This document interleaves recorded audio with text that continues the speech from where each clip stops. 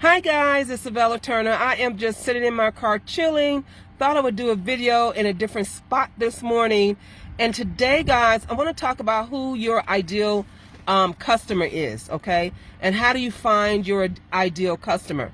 Okay, so to help you in your market, in your niche, the first thing you have to do after you decide what you're going to do as far as your business is find out who your customer is. You have to get clear on that, okay? Because one thing you want to do is you want to connect with the right people. You want the right people to be your audience, because otherwise they're not going to care what you have to offer. Does that make sense? So if your niche is health and wellness, you are probably looking for someone to help lose weight, maybe to hair growth, skin, nails, that type of thing, right? You wouldn't be looking for someone who is wanting to learn how to drive a car, let's say, right? You follow me? So you have to find out who the correct who your correct customer is.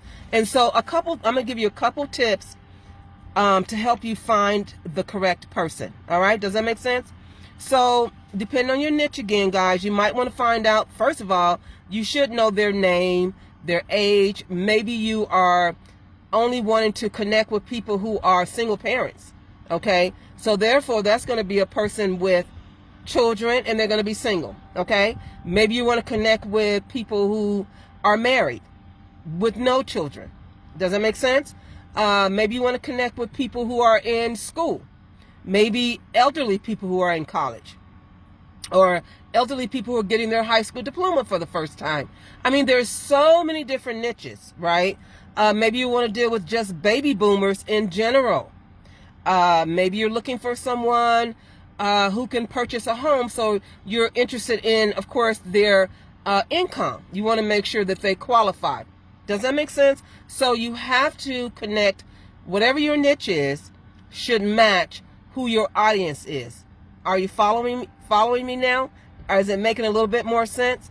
So those are some of the things that you should be looking for in people to have as your customer or part of your audience. And the way you're going to do that, if you are on social media, which most of us are, you're going to check out their profile. You might want to have a conversation with them, you know, once you friend them, or maybe they're friending you. So, but checking out a profile is super, super important. Okay, that's one of the ways. Now, you're not going to find out, well, some people you can find out somewhat of what their income is, because a lot of people like to brag, if you will, or post what they're making. Some people like to do that. So you can possibly find out. Or again, just have a simple conversation, especially if they've mentioned on their page or something that they're looking for a car.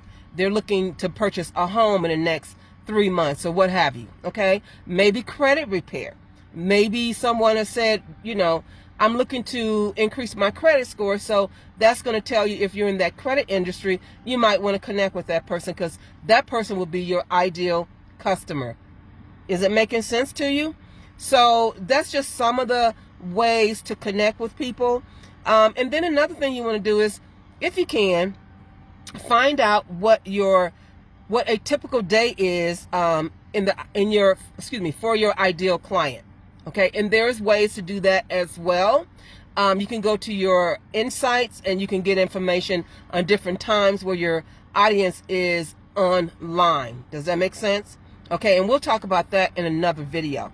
All right, you might want to find out their favorite brands, which social media they use, which is more popular. You know, a lot of people are not on Facebook. Some people are on Instagram.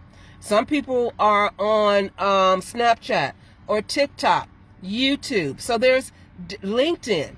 So there's different platforms, and so you're going to want to do your due diligence and do some research and find those things out as well. Does that make sense?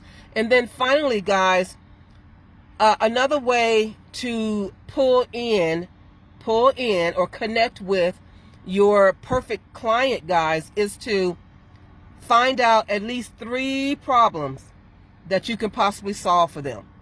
3 problems that you can possibly solve for them, okay? So that's going to help you as well. So I hope these tips have helped you. on finding your ideal client, because again, guys, it is very important to find the right person. It's not hard. Like maybe you're thinking, oh my gosh, this is going to be hard to do. No, guys, it's not. It's not hard to do at all. It's just a process. And so if you're looking for help on that process, go ahead and reach out to me. I will be happy to help you out with that, okay? All right, guys, you have a great day, and I will see you in the next video.